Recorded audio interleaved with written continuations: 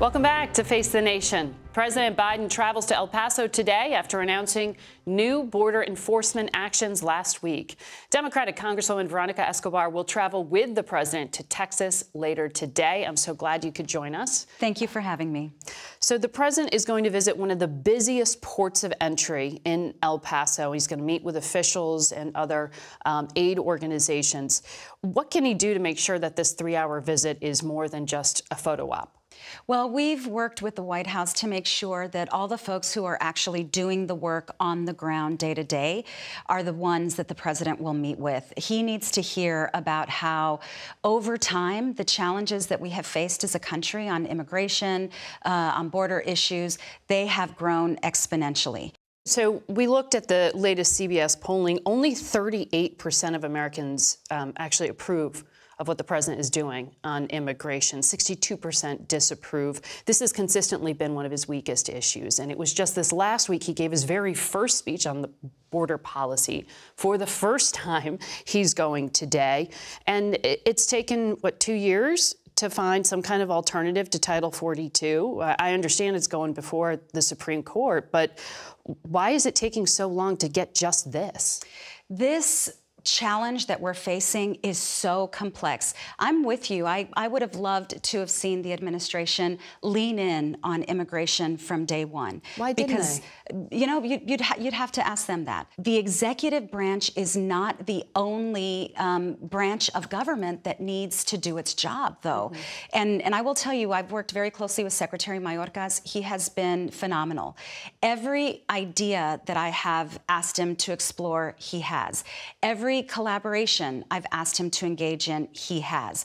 Where I've hit a brick wall is Congress. Mm-hmm. And frankly, Democrats and Republicans alike. Yeah. I'm hoping things change. There's a bipartisan delegation going to El Paso from the Senate tomorrow, and I hope they see what the president will see today, which is opportunity, but also long overdue work. Let's talk about what the administration did just announce, because it was pretty big, this policy. They're expanding the use of that same Title 42 policy, the pandemic-era restrictions that allow for expulsion without guaranteed asylum hearings.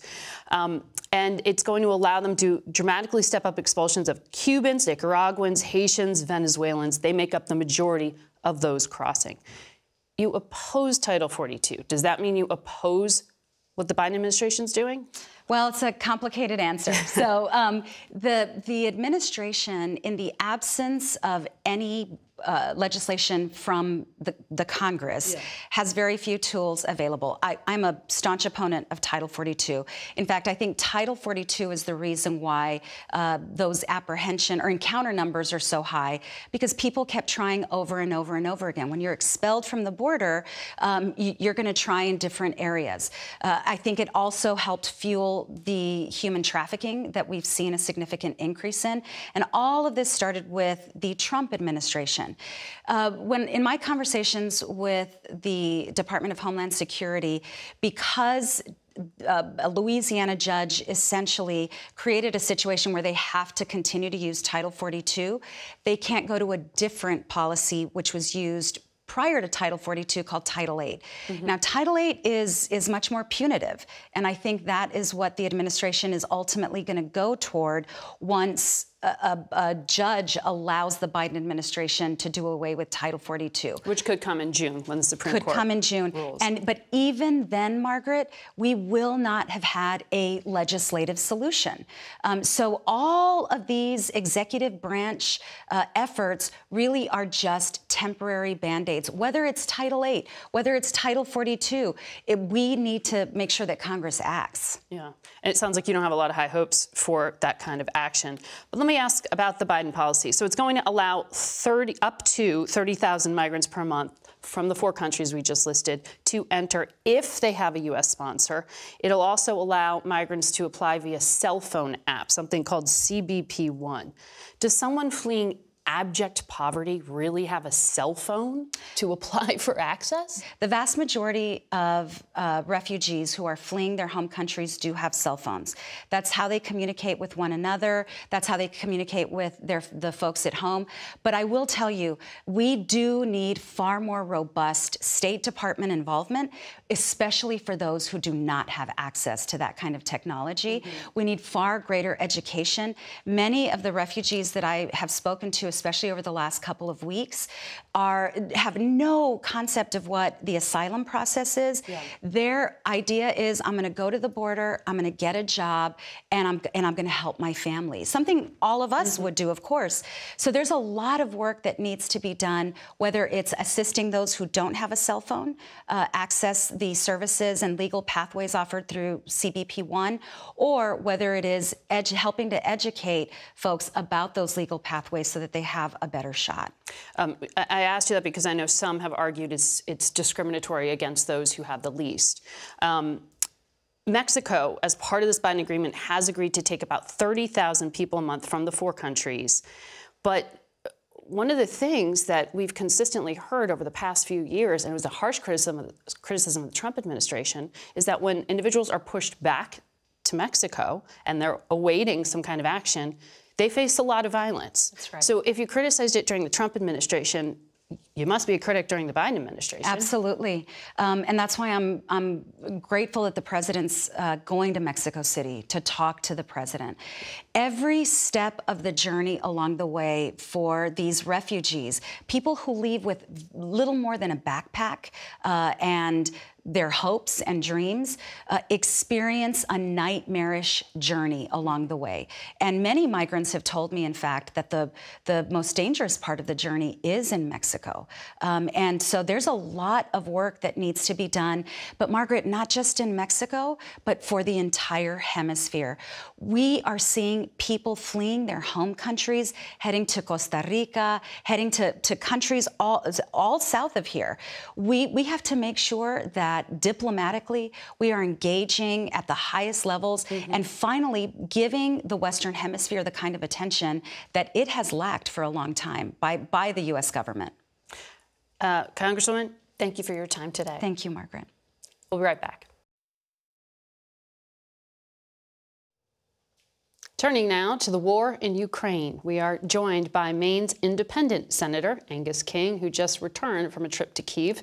Good morning to you, Senator. I understand you just got back last night, and you met Friday with President Zelensky. What was the purpose of this visit? I once did a visit overseas, and an old man in Pakistan, as a matter of fact, said, "I know why you were here." And I said, "Why is that?" And he said, "Because one day of seeing is better than 100 days of reading." And I believe you got to see, you got to be there and meet the people in person. And we had a very informative trip. There's a lot to learn and a lot to be able to communicate back here about what's going on in Ukraine. Well, as you were over there, here, the White House announced it was releasing roughly $3 billion in security aid to Ukraine. It was the biggest sort of one-time package. It included, for the first time, tank-busting armored vehicles. Why such a surge now? Is it to get ahead of what may be a pretty serious spring offensive? What are we preparing for? Well, there are two factors, and the Ukrainians particularly. The first thing is air defense.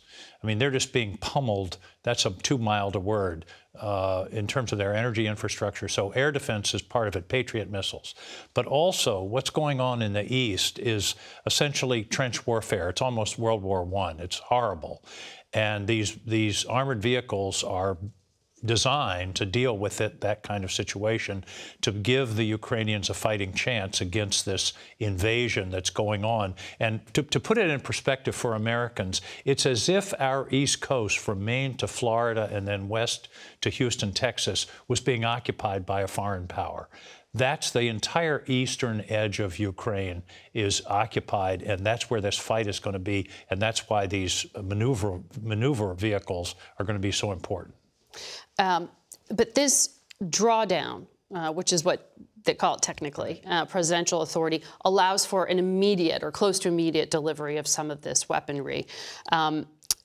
And I am hearing increased concern here in the United States that sending weapons there is depleting U.S. stockpiles in a way that's concerning to some officials. How concerned are you about that? And how do you and Congress get ahead of that to make sure the U.S. isn't hurt? Well, part of it is replenishing our stockpiles. But you're right. That's a decision that the Pentagon, the Defense Department, has to weigh when they're doing these drawdowns. And by the way, a lot of this equipment is coming from other countries. It's not just coming from the United States. So some of the fighting vehicles are coming from France, Patriot battery from Germany. So that is an issue, but it's one that I know in the deliberations about what the drawdowns are going to look like, stockpiles is part of the issue. Well, and it also makes me think of two of the conversations we just had in this program in terms of potential slash to defense spending that could potentially happen if this House proposal actually gets approved. It would be catastrophic to cut off aid to Ukraine at this point. I would just ask those people that are making those noises to read a little history. Google Sudetenland in 1938, Rhineland in 1936, when Hitler could have been stopped. When he wasn't stopped, we ended up with 55 million deaths worldwide. This is a moment where we know that Putin wants to take over Ukraine. He wants to rebuild the Soviet Union. Maya Angelou says if someone tells you who they are, you should believe them. Right. And who he is a guy that wants to rebuild the Soviet Empire. And this is a place where he can be stopped. The Ukrainians are fighting for us, for our values. The aid that we're providing to them isn't charity. It's self-interest. And you believe there is enough accounting for what is being given? I'm so glad you asked that, because that was part of my mission. I spent a lot of time in Kyiv on accountability. And in fact, sitting across from President Zelensky, just as you and I are, I asked him point blank, what's the status of accountability? If there's a scandal, it's going to kill our ability to support you. He understands that. And then later, we had a meeting with many of their defense officials and their finance people. They're developing, they're working with Deloitte, the accounting firm. They're working with SAP software. They're accounting for every spare part that's coming into the country. Plus, we have an inspector general from the Pentagon who's going over, I think, next month. I was very impressed by the level of accountability. And so this argument that somehow the money's being wasted, I don't think holds water. Let me ask you about things here at home and the conversation about the U.S. border that we have been having. There are Republicans who want to get something done in this new Congress. You've got Republican-held House. You've got a 51-49 Senate. Is there any possibility of getting legislation on immigration or anything? To me, there's an obvious deal on immigration, which is heightened border security, which is very complicated. And I want to talk to the Congresswoman that you just had on, talking about what the ideas that she has, Republicans along the border, the Republican Congressman Gonzalez. I want to learn, and there are a lot of people working on how do we figure out the border. But the deal is increased border security, a path to citizenship for dreamers, and workforce. I'm hearing from businesses in Maine all the time about a shortage of workers. It's one of our biggest economic problems after inflation. So we've got to work on legal immigration for workforce. So I think, as I say, there's a package, and border security is where it starts. And I believe, I'm delighted the administration, the president's gone down there today. They should have gone sooner, in my view. But let's work on this, because we can't have the chaos and the humanitarian crisis that we have.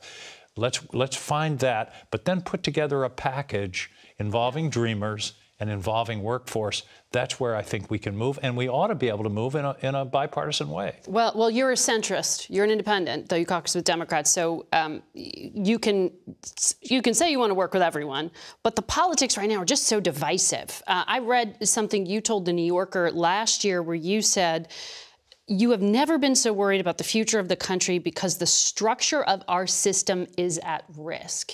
Do you still feel that way? Is it improving? Well, what happened in the House this week wasn't reassuring, because what you had was 20 people. I did the math. 3.7% of the membership of Congress held it hostage for a week. And I don't know what that foretells for the future.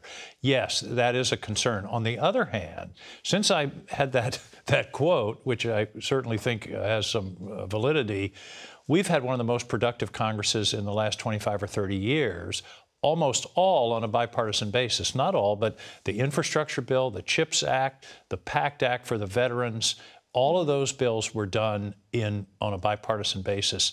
And they started, interestingly, from the ground up.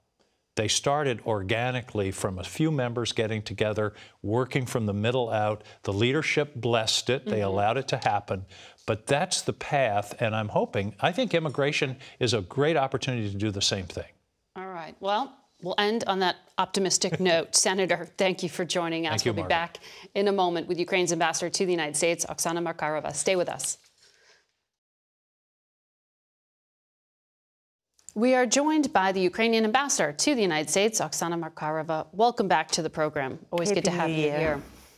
I understand you are just back from visiting your family in Ukraine.